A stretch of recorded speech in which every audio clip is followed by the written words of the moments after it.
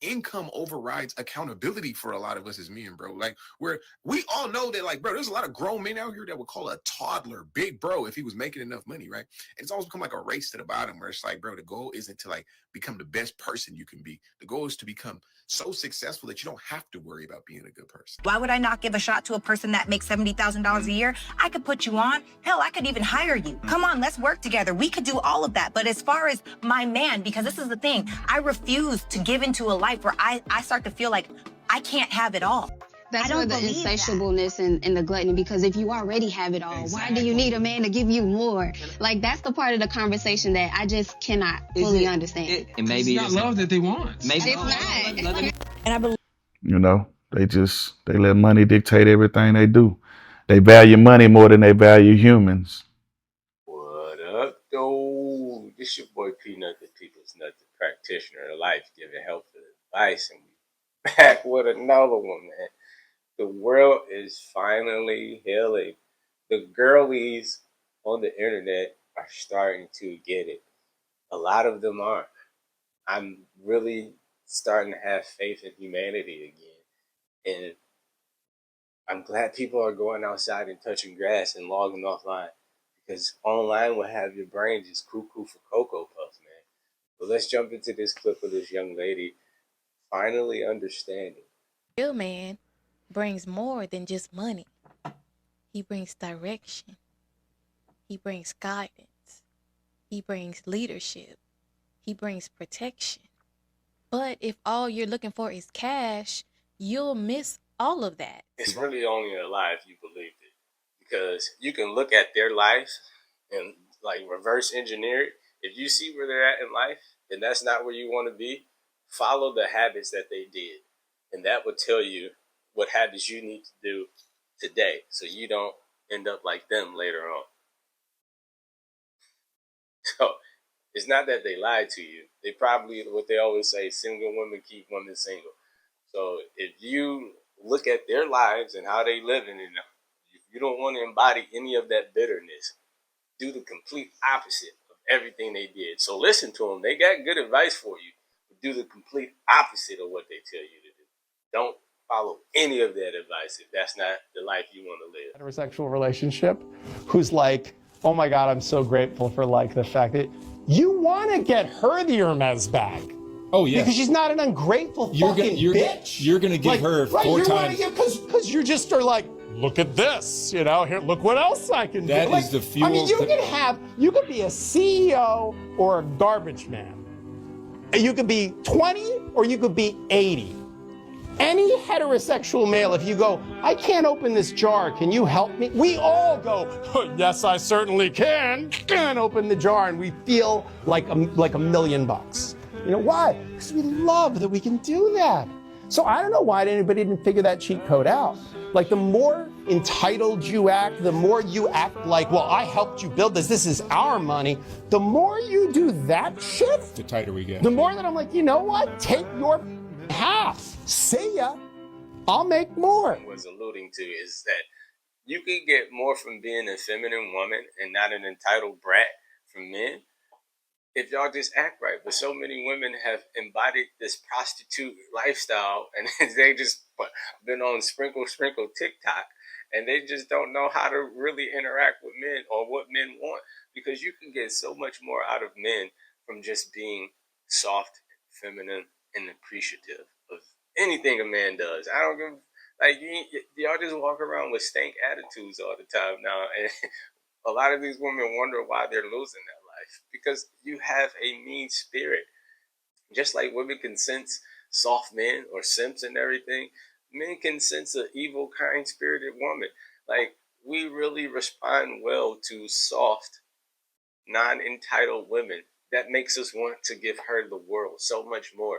I'm sorry that some of you have given some of your best years to the worst men, but having that approach to all men, it's not going to work for you. I wouldn't date a man that makes less than $100,000 a month. Damn. Well, I guess, damn. I bring in $50,000 a month now. If my man is not making double what I'm making, at least double what I'm making, I just wouldn't have respect for him. I need a man that's gonna lead me. And if I'm making more money than you, that means I'm more disciplined than you. That means I'm more motivated than you. That means I have more systems in place that allow me to make that money. So you have to be doing double what I'm doing for me to even respect you. Man, because this is the thing. I refuse to give into a life where I start to feel like I can't have it all.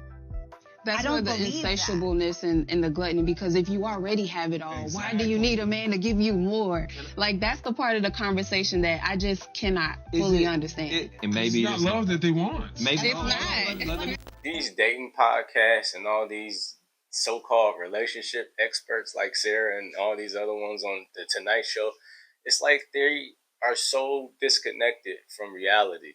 They don't realize that they're in a unique bubble. I hate when they keep having this conversation about if you don't make 50,000, 60,000, all this other stuff, you shouldn't be dating or you should aspire to do more. Like, you are disregarding all of these people that have regular jobs in regular life that you telling me that they don't deserve love? You're going to tell me the port worker, the people that organize your food that maybe only be making $50,000, $60,000 at the port so it can go to the grocery store don't deserve love? You telling me the riggers that rig up the speakers and the screens and all the other stuff at your concerts or one of your business presentations or anything, they don't deserve love and they make about $70,000, $50,000 a year?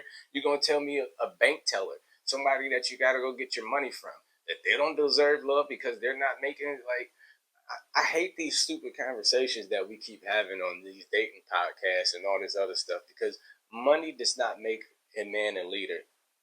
Y'all keep trying to devalue men and boil men down to some form of paycheck. Your self-worth or who you are as a person does not come from from the amount of income you make. It's how you do it and how you treat people. Like, you can make all the money in the world, but if you don't get to share it with anybody, it's pointless.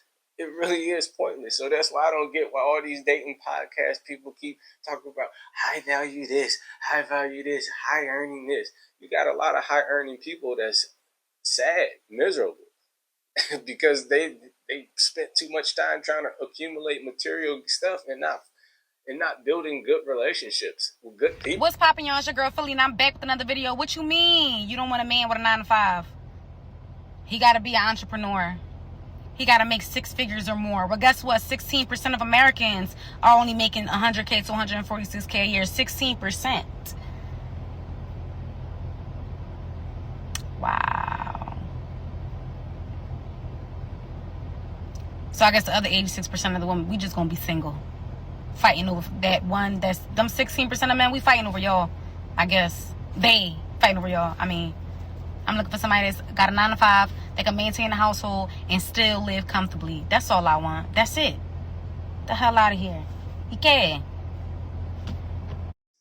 I'm glad that lady was on there, and she's the only one that's trying to make sense of this, because they don't realize what unique bubble they live in.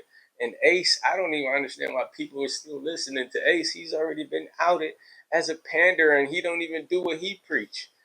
Most of these podcasters are just preaching for entertainment. So I hope people can stop following them, but they don't understand the damage that they're doing to the younger generation that's listening to them. Especially because you got these young girls running around thinking that a 6-figure income is easy to command. That being regular is not normal. Like, I remember back in the day, it was this sitcom called The Rock.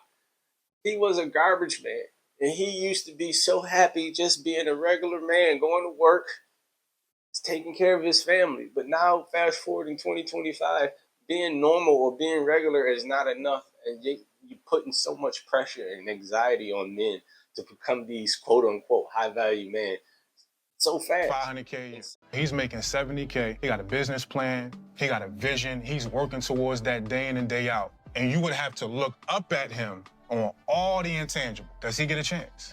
I would rather be single. I am very disciplined. And so I would expect that a man is the same thing, because when you're disciplined, whatever you do the most is what compounds in your life. Why would I not give a shot to a person that makes $70,000 a year? I could put you on. Hell, I could even hire you. Come on, let's work together. We could do all of that. But as far as my man, because this is the thing, I refuse to give into a life where I start to feel like I can't have it all. There's not a level. I will respect people because people deserve respect, period. Right. But respecting as my partner, you've got to be at my level or higher. Right.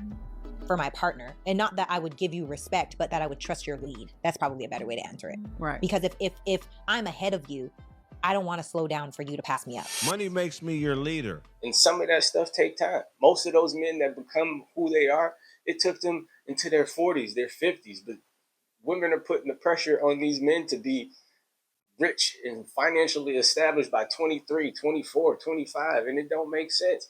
Like Sarah said, when she first got here, when she was in her 20s, so I'm guessing she's in her 30s, now you're financially stable. Of course you're in a different position. Of course you shouldn't be looking for a man that's struggling. But when you sit here and try to make this blanket statement that all women should strive for this type of standard, it's ridiculous when so many people should be able to just build and work with each other. Or if you want to be single, stay single. But the longer you wait to try to catch someone at the finish line, the harder it's going to be for you. I feel like these dating podcasts need to just end because they are confusing people. The day is accountability. If you do better and choose better, you wouldn't have these problems. But whenever we talk about deadbeat and abusive fathers, now it's on the word of the day is empathy. It's the CIA, Ronald Reagan, the Anunnaki, right? Empathy without accountability is encouragement. And we've been encouraging psychopaths for too long. A big part of it is a lot of us as men, including myself, are not raised to be good people. We're raised to be good tools, right? What are the traits of a good man? Strong, dependable, fearless, reliable, right? A provider. None of these are uniquely human traits. We could be talking about a brick wall or a cash register. Right? What about what are the traits of a good woman, right? Kind, gentle, sweet, affectionate, mothering, nurturing, right? Empathetic, having sensitive, right? These are all uniquely human traits, right? And it's created this like split in society, right? Where in order to be a good woman, you have to be a good person. But you do not have to be a good person to be a good man. A woman that's a deadbeat with years of abuse allegations would find herself just about unhireable under the public eye.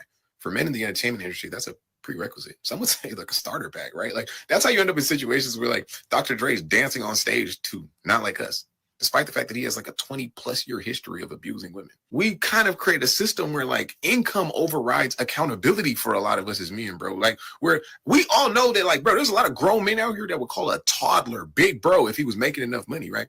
And it's always become like a race to the bottom where it's like, bro, the goal isn't to like become the best person you can be. The goal is to become so successful that you don't have to worry about being a good person. And I would like to hear from y'all. Do you think some of these modern women in these dating podcasts have it all messed up about what it means to be a provider male and what's more important in a relationship?